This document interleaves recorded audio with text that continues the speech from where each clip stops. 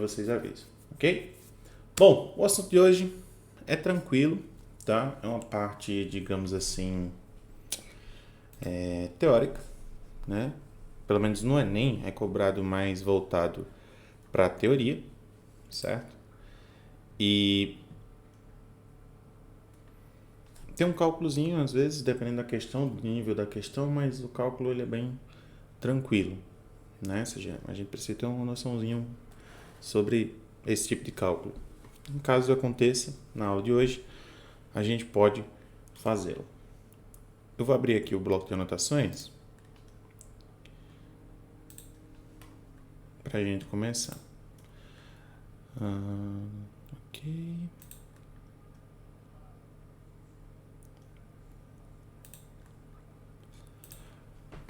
Então vamos lá, né?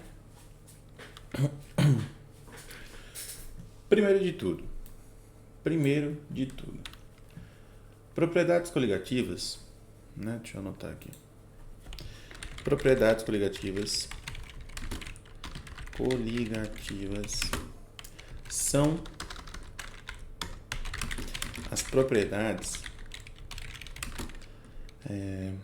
do solvente que se modificam na presença de um soluto não volátil. Soluto não volátil a gente indica aí que é aquele soluto que não evapora com facilidade, tá? Então ele tem uma temperatura mais elevada, digamos assim, de ebulição, certo? Então mesmo que a gente coloque, por exemplo, ele na água, ele não vai evaporar. Quem vai evaporar primeiro é a água, tá? Bom, e aí a gente tem 4 propriedades coligativas. Essa parte muito importante. Quais são as 4 propriedades coligativas? Nós temos a tonoscopia, ebulioscopia, crioscopia e efeito osmótico, pressão osmótica, né? E aí o que acontece? Cada uma vai analisar uma das propriedades que se modifica no solvente quando você tem ele na presença de um soluto, ok? Então, a tonoscopia, aqui, que eu não estou conseguindo digitar, tonoscopia, tá? Pra gente, ela vai estar relacionada, deixa eu ver se eu consigo selecionar isso aqui, consigo. Deixa eu sublinhar e deixar em negrito. Ela está relacionada à pressão máxima de vapor da substância, certo? Deixa eu só falar um detalhe, eu tentar explicar para vocês em relação à pressão máxima de vapor, que confunde muito os estudantes. Quanto maior a pressão máxima de vapor, mais facilmente a substância evapora. Ou seja, quanto maior a pressão máxima de vapor, mais volátil é a substância. E isso é que confunde a galera. O que é que eu estou dizendo para vocês? Quem tem a maior pressão máxima de vapor tem uma temperatura de ebulição menor. É o inverso. Então, toma muito cuidado quando a gente for falar de pressão máxima de vapor, tá? Bom, então, a pressão máxima de vapor... Eita, deixa eu tirar aqui as configurações que eu deixei. Configuração. A pressão máxima de vapor da substância é a maior pressão. Ele tá dando, aqui eu estou dando para vocês a definição, pressão máxima de vapor, tá? Que seus vapores exercem em determinada temperatura.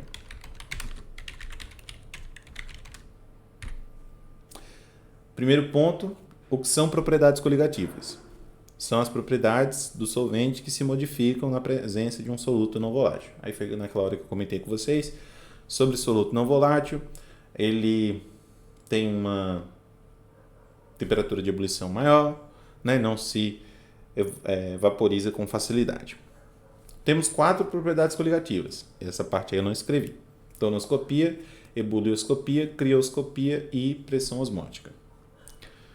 Tonoscopia, primeira propriedade que a gente vai analisar, né?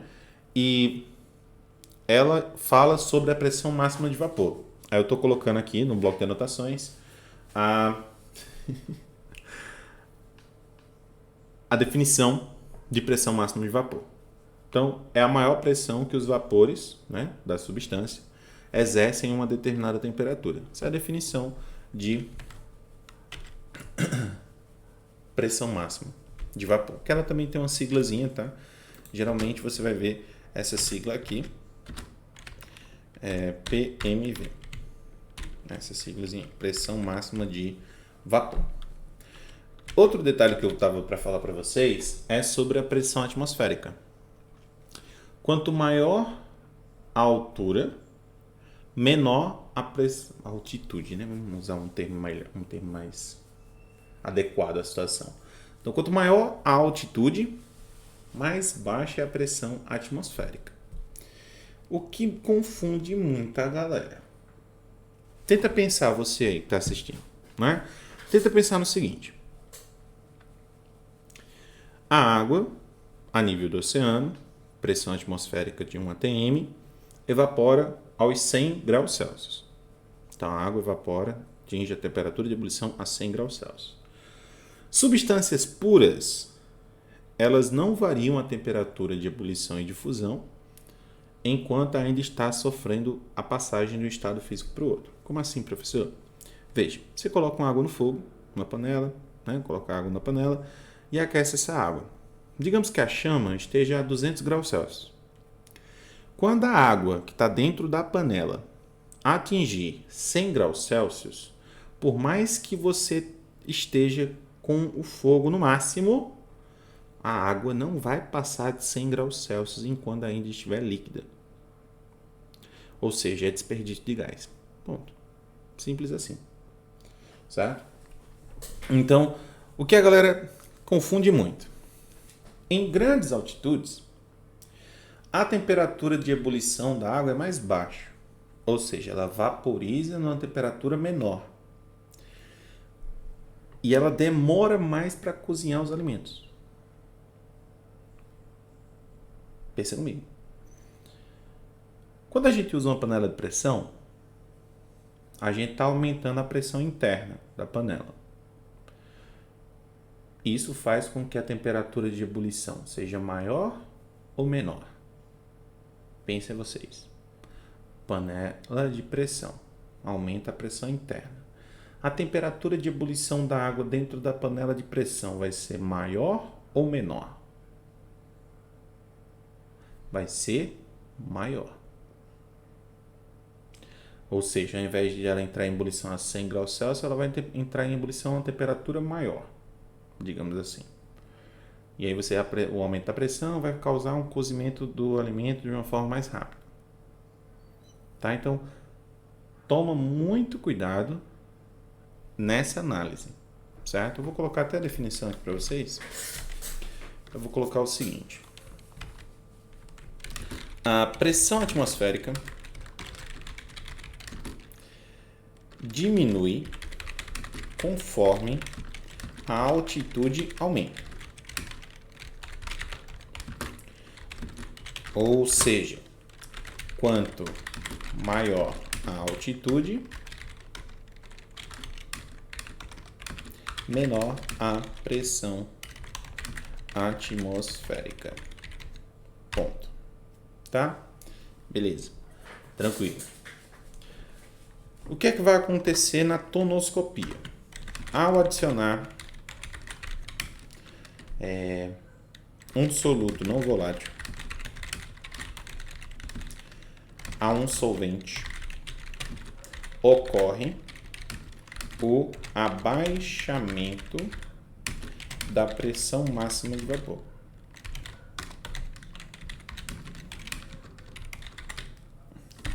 Informalmente falando, diríamos então que é mais difícil do solvente evaporar. Que é mais difícil, digamos assim, entre aspas, o solvente congelar. Tá? Então está relacionado a isso. Então fica bem atento. Tem algumas questões aí, tem questões que caiu no SSA 2, Tem questõezinhas que caem no Enem, que a gente vai ver hoje também, algumas questões. Não sei se eu traria, se seria interessante colocar questões para vocês do Enem 2020, mas a gente vai resolver algumas questões na aula de hoje, tá? Para ver se a gente consegue aplicar esses conceitos. A parte de cálculo do assunto, eu não vou revisar para o Enem, tá? Porque o Enem ele foca mais na parte teórica, tudo bem? Bom, então tonoscopia tá aí, tá relacionada à pressão máxima de vapor. Então, quando você adiciona um soluto a um solvente, ao abaixamento da pressão máxima de vapor, tá? Grava isso aqui, essa parte para vocês. Ao adicionar um soluto não volátil a um solvente, ocorre o abaixamento da pressão máxima de vapor. Ponto. Ok, tranquilo. Vamos lá então. Depois de tonoscopia, deixa eu voltar aqui, tonoscopia, qualquer coisa vocês tirem um print da tela, tudo bem? Para a gente poder passar para a próxima, certo? Não sei se eu deixar assim e eu fizer isso aqui. Eita, eu sou muito burro. Ok, acho que não causa nenhum problema não, né? Mas fica muito curto ali, fica muito em cima. E eu ajustei para estar assim, tá melhor estar assim. Pronto. Tô discutindo comigo mesmo, tá? Pra quem já me conhece aí já sabe como é que é. Bom, então tá aí. Tonoscopia, primeira propriedade coligativa das 4 que nós temos, né? Então, a gente vai ver agora a segunda propriedade coligativa. Então, na segunda propriedade coligativa, que a gente vai ver agora, a gente vai ver a ebulioscopia. Ebulioscopia. Na ebulioscopia, a gente tem que entender o seguinte: quanto maior a temperatura, maior a agitação das partículas, vou colocar moléculas, das moléculas, e maior a pressão de vapor da substância na fase líquida. Tá, belezinha. Ok? Então, quanto maior a temperatura, maior a agitação das moléculas e maior a pressão de vapor da substância na fase líquida. Falta um pontinho aqui. Puf. Opa, não foi. Deixa eu ver se vai agora. Foi. Então, vou deixar assim para a gente ver melhor a parte de ebulioscopia. Então, ebulioscopia está relacionado à temperatura de ebulição, certo? E aí, deixa eu colocar o seguinte para vocês. Por que está tão grande isso aqui? Tem como diminuir? Tem. Pronto. Importante, né? Outro ponto importante. E deixa eu deixar assim, pronto. A temperatura de ebulição. Deixa eu melhorar isso aqui. A temperatura em que se inicia a ebulição do solvente em uma solução dissoluto não volátil é sempre maior que a temperatura de ebulição,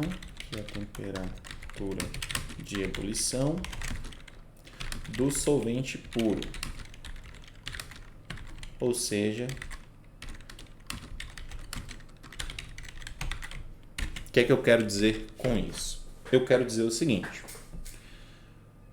quando você tem um solvente no qual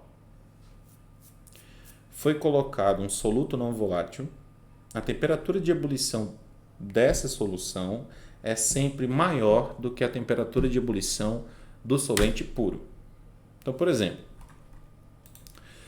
eu tenho água pura, água destilada, tá? Água mineral, lembre-se, água mineral tem adição de outras substâncias. Então, tem água destilada lá. Se eu coloco sal nessa água, por exemplo, eu estou colocando um soluto não volátil ao solvente. Então, a temperatura de ebulição dessa solução vai ser sempre maior do que a temperatura de ebulição da água pura, certo? Do solvente puro, nesse caso. Eu estou usando a água porque geralmente é solvente universal. Então fique muito atento a esse detalhe, tá? Bem importante que a gente saiba esse detalhe, tá? Deixa eu só tirar esse STP daqui. Pronto. Tudo bem? Então tá aí o detalhe para vocês da ebulioscopia quanto à sua temperatura de ebulição, tá? Ebulioscopia, ebulição. E aí a gente vai falar a definição da ebulioscopia, né? Ao adicionar soluto não volátil, mesma coisa, soluto não volátil a um solvente puro,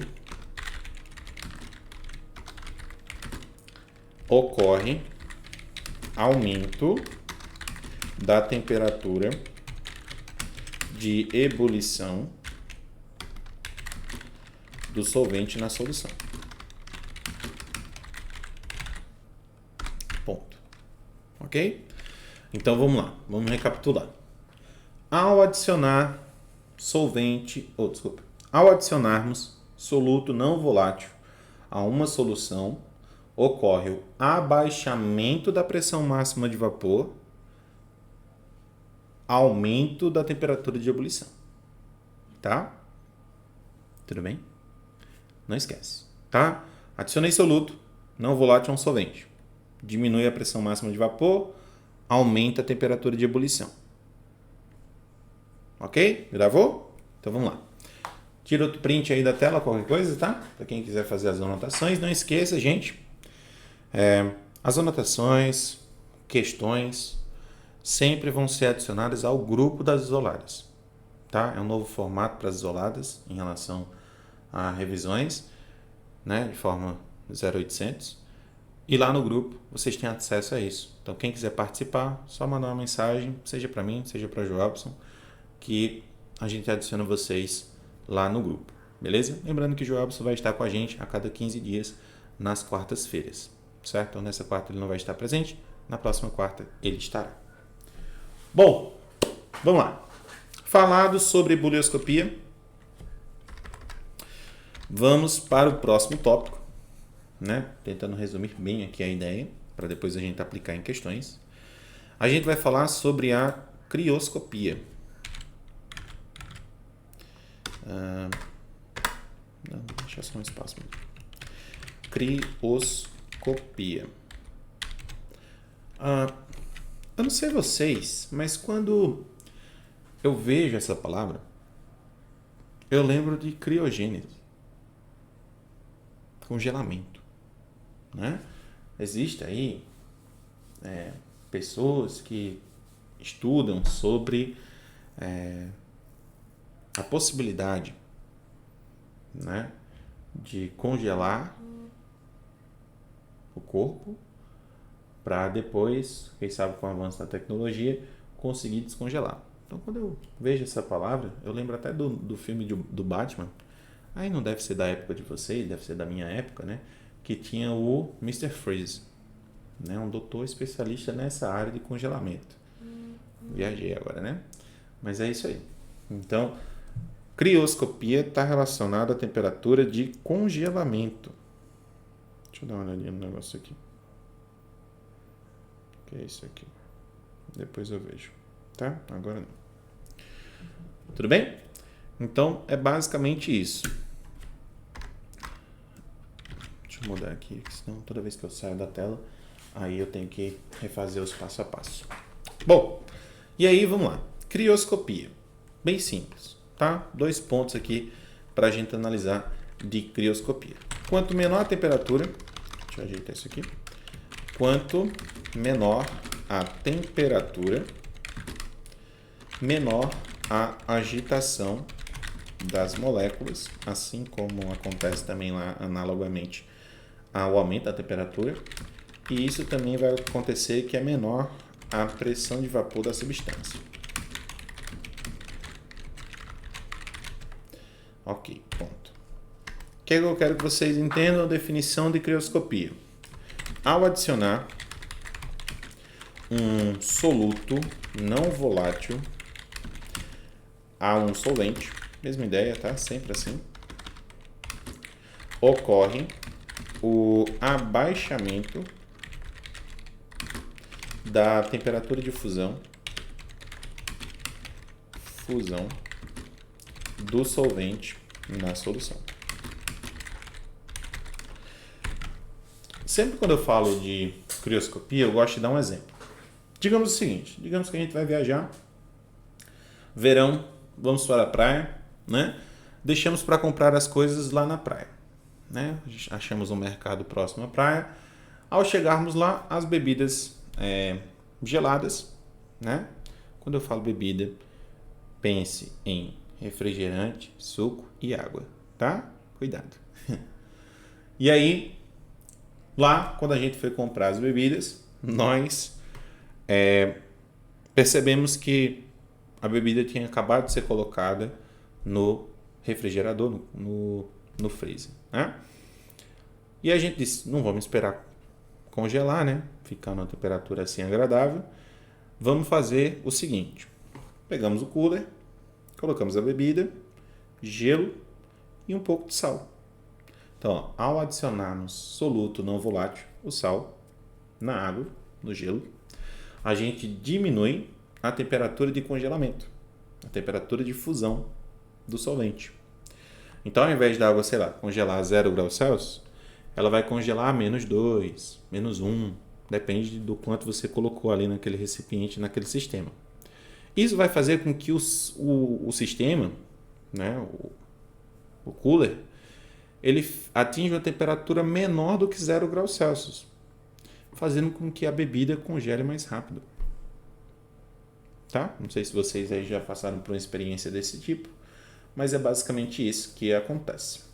Tudo bem? Então eu gosto sempre de dar esse exemplo para a galera aí se situar e entender como é a crioscopia. Às vezes a galera não entende por que congela mais rápido, né? Mas é só você pensar. Eu falei para vocês logo, tá com alguns minutos que eu falei o seguinte para vocês. Quando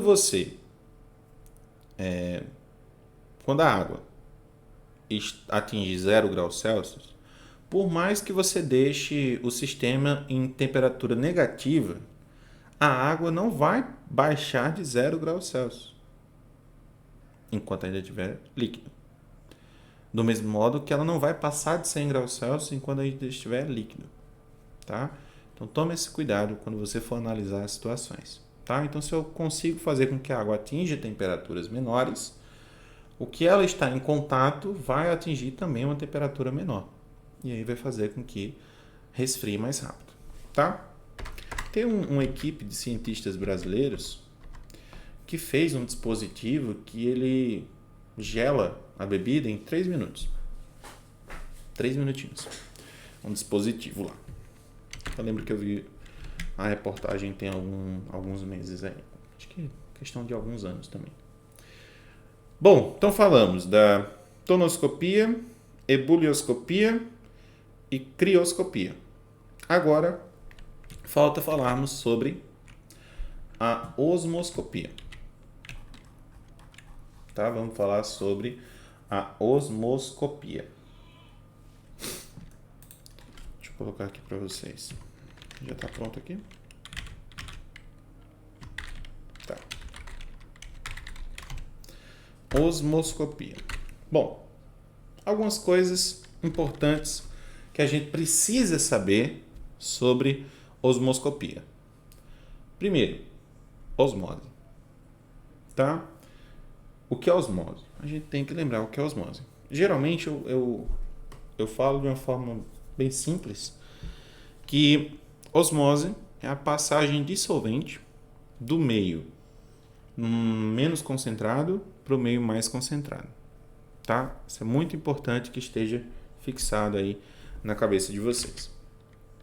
Então, bora lá. Quando eu falo de osmose, né? Osmose. Tá em negrito ainda. Deixa eu tentar tirar o negrito aqui. Acho que agora foi. Pronto. Osmose é o processo em que a água se move, move-se, né? Vamos chamar isso famoso. Sem gasto de energia pela célula. certo? Geralmente ele usa ali uma membrana semipermeável. Permite a passagem de solvente, mas não permite a de soluto. E aí do meio menos concentrado para o mais concentrado através de uma membrana, né?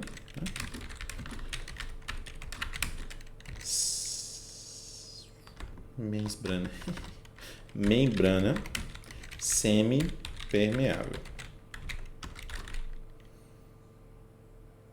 Tá certo isso aqui? Eu não lembro mais a regra do hífen não, tá? Eu vou deixar assim. Semipermeável. É importante a gente saber também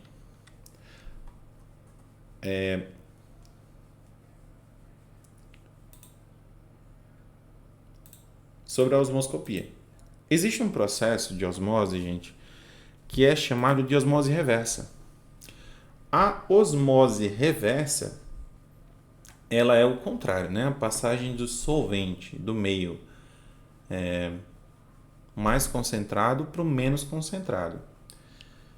É estranho porque tem que haver uma ação externa. Tem que ser forçada essa situação, tá? Então pensa comigo, osmose é a passagem natural do meio do solvente, né? Do meio menos concentrado para o meio mais concentrado. Osmose. A osmose reversa é a passagem de solvente do meio mais concentrado para o menos concentrado. Essa osmose reversa, ela é utilizada na dessalinização da água. Você retira a água do sal, né, da água do mar, e aí você tem uma pureza maior da água, tá? Você consegue fazer a dessalinização. Tudo bem? Então, cuidado aí quando você for falar sobre osmose e sobre osmose reversa. Bom, então o que acontece na osmoscopia? A osmoscopia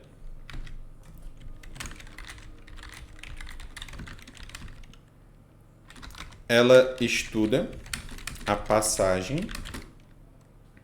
espontânea, né, como eu comentei para vocês, de uma forma natural, de solvente de uma solução mais diluída, ou seja, menos concentrada, para outra mais concentrada, através das membranas semipermeáveis. Membranas semipermeáveis. Bom, então de uma forma aí bem simples, bem tranquila, nós temos a definição de osmoscopia. Tira o print, tá? Então, nesses 20 minutinhos aí, mais ou menos, 20 alguns minutinhos, eu dei uma geral para vocês sobre propriedades coligativas. A memória tá boa hoje, né? Bom, seguinte, vamos entender, né, de modo geral, como é que se comporta essas propriedades na adição de soluto. Então, quando você adiciona um soluto não volátil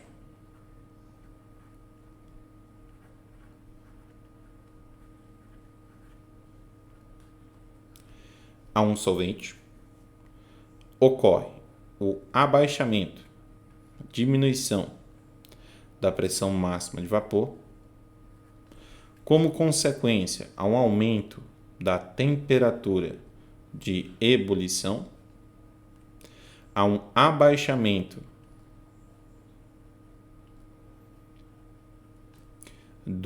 da temperatura de congelamento e a um aumento da pressão osmótica, que a gente representa por π, tá? Então, em geral, vai acontecer isso aqui, certo? Tranquilo? Vamos tentar aplicar isso aí? Vamos lá, né? Deixa eu pegar uma questãozinha aqui.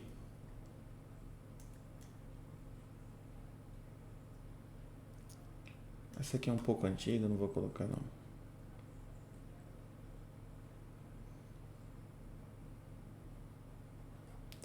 Eu disse que tinha questões que teríamos cálculo, né? Deixa eu colocar uma questão de cálculo para vocês verem como é que a gente pode fazer.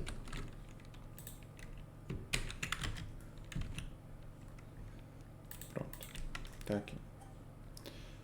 Tudo bem? Então vamos aplicar. Essa daqui é uma questão que envolve cálculo, certo?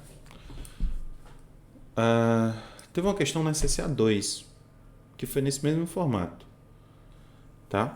Era para você dizer nesse caso aqui é para a gente dizer qual das soluções indicadas abaixo tem maior pressão de vapor.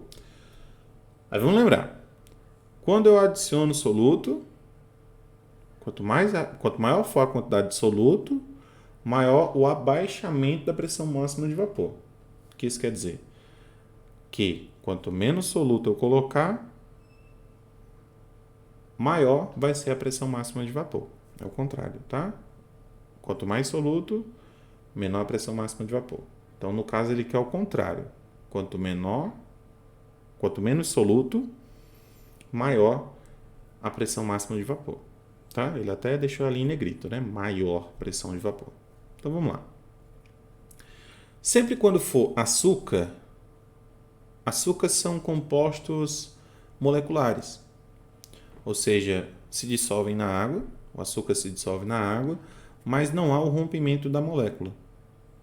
Então, sempre quando você vê quantidade de açúcar, vai ser aquela quantidade que vai estar presente na solução, no solvente, tá?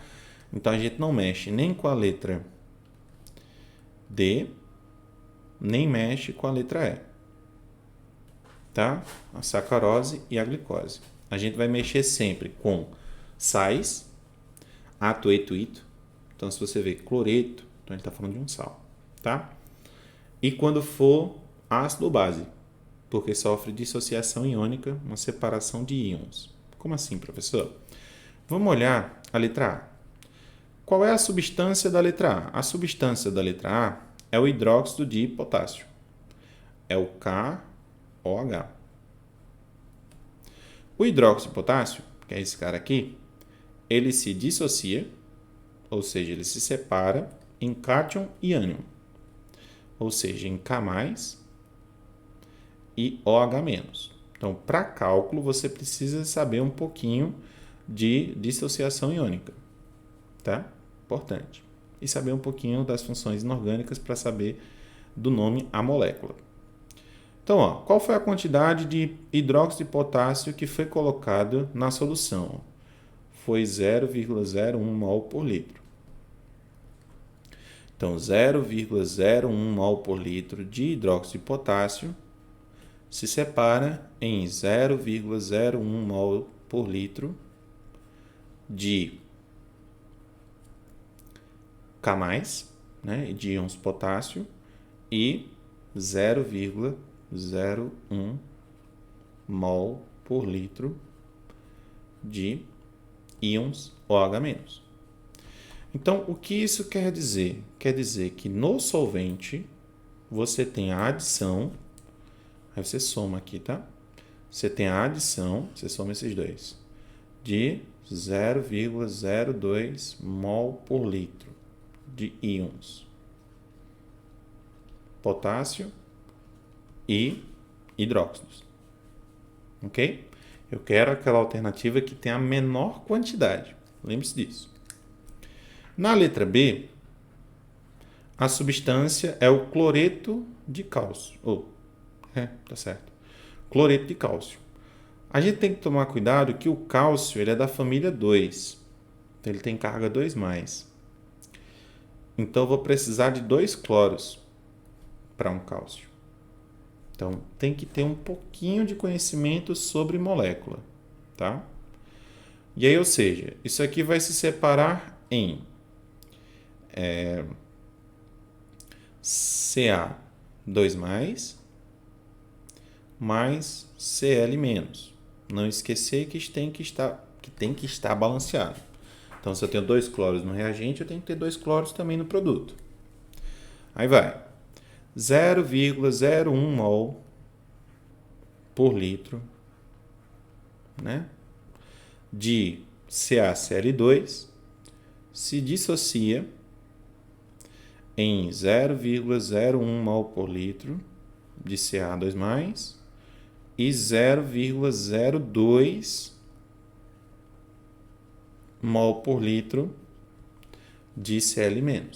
Por que 0,02, professor? Porque você tem que multiplicar pelo coeficiente, tá? Não esquece. Então, ao todo aqui eu tenho 0,03 mol por litro de íons Ca+ e Cl-. Beleza? E aí, continuando, na letra C, eu já percebo que é uma quantidade grande, é 0,1. 0,1 é 10 vezes maior do que 0,01. Então, a gente nem precisa fazer o cálculo da letra C, tá? Então, das quantidades apresentadas aqui para a gente, aquele que apresenta a menor quantidade de soluto é a letra A.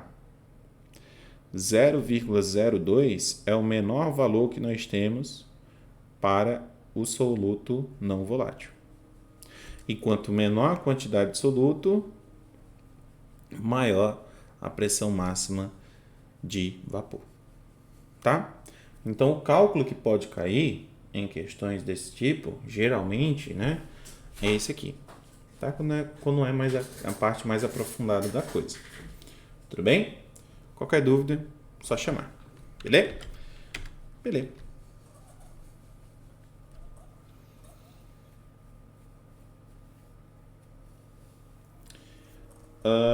Deixa eu colocar uma questão aqui que eu já tinha deixado separado. Deixa eu ver se onde eu coloquei. Foi aqui mesmo. Foi no... Aqui. Vamos lá.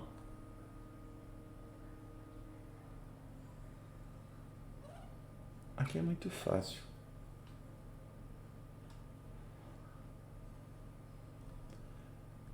Deixa eu só confirmar um negócio aqui, gente. Enquanto isso, eu vou colocar a questão aqui. Vocês pensem nela, tá? Vou tentar aumentar o tamanho da letra. Pronto, acho que aqui fica um pouco melhor de vocês verem. E eu vou verificar uma informação aqui para saber o nível dessa questão. Tentem responder primeiro, tá?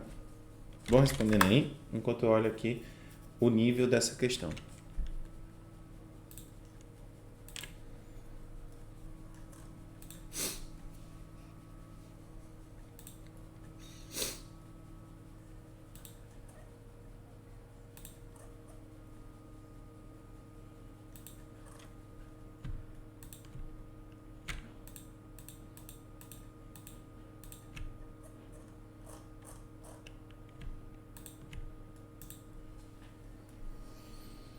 É essa, né?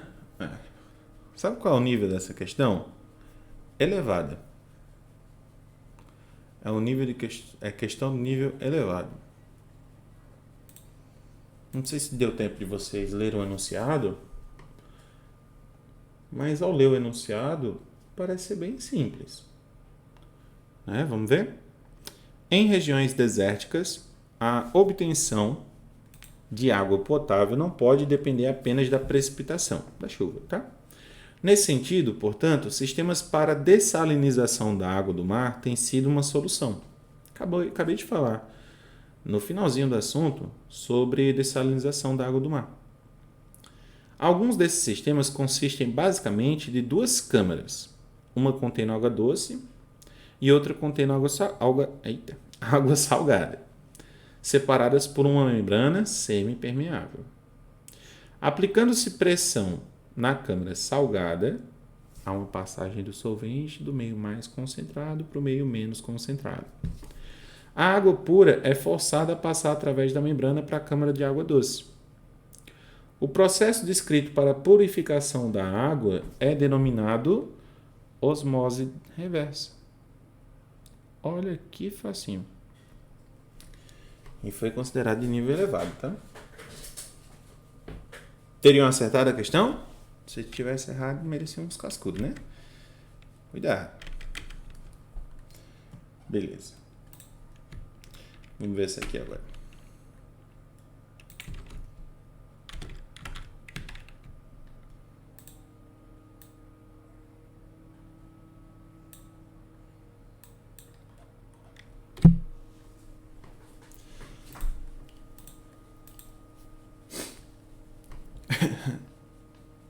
Bebidas podem ser refrigeradas de modo mais rápido, utilizando-se caixas de isopor contendo gelo e um pouco de sal grosso comercial.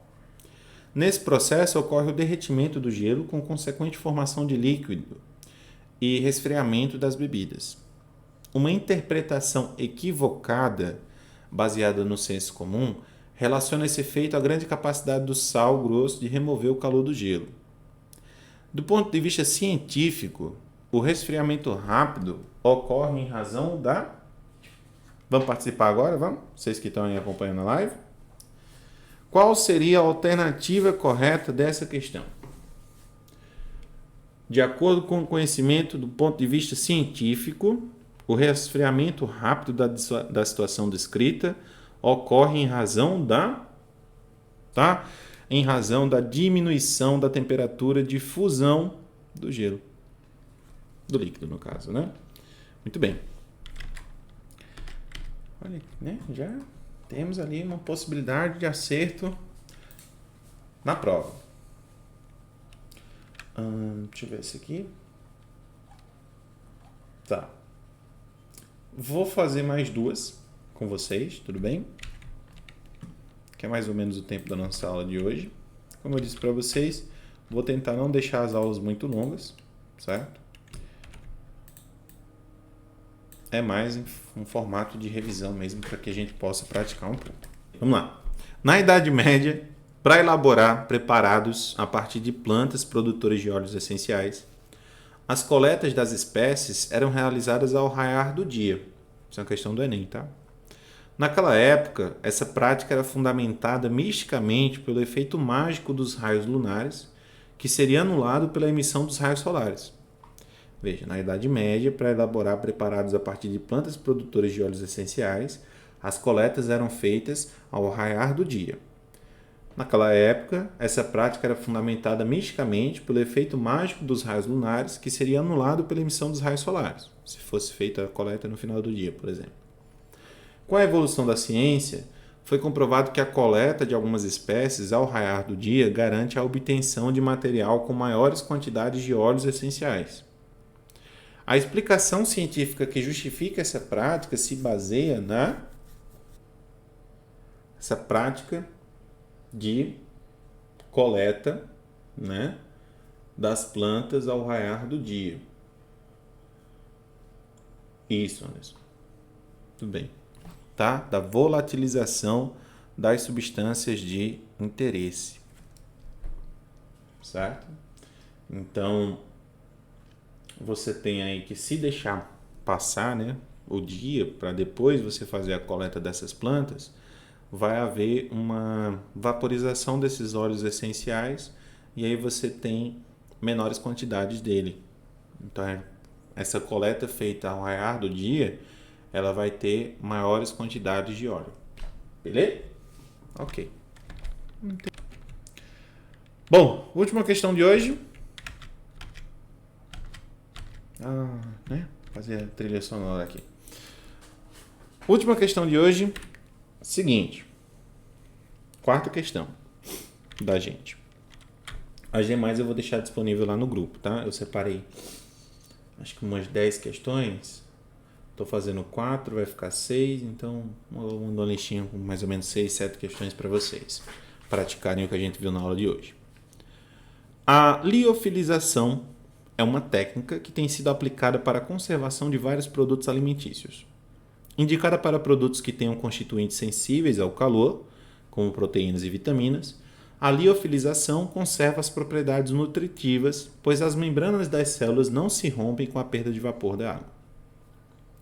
O produto é colocado em câmaras herméticas e o ar de dentro é removido por meio de bombas de alto vácuo, criando a condição para que ocorra a sublimação da água, que é retirada para compartimentos específicos.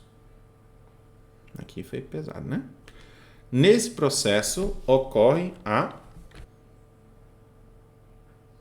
é o seguinte: a liofilização, que é também chamado... Isso, tá certo, correto. Criodesidratação A criodesidratação ou a liofilização, ele é um processo de desidratação, tá? Dos produtos que ocorrem em condições especiais de temperatura e pressão, e ele faz com que a água que está no estado sólido, ela passe diretamente para o estado de vapor, né? O estado gasoso. E aí, esse processo do estado sólido para o estado gasoso, né, da água, é chamado de sublimação, certo? Então, aqui é um caso específico, certo? Que é a liofilização ou criodesidratação. Porque ele fala, né? A liofilização conserva as propriedades nutritivas, aí o produto é colocado em câmaras herméticas e o ar de dentro é removido, criando a condição para que ocorra a sublimação da água que é retirada para compartimentos específicos. Então, esse é um processo de liofilização que também é chamado de criodesidratação. A vocês, uma boa noite, obrigado aí pela atenção, pela paciência e a gente se vê na próxima aula. Beleza? Um abraço. Tchau, tchau, gente. Valeu. Falou. Tchau, tchau.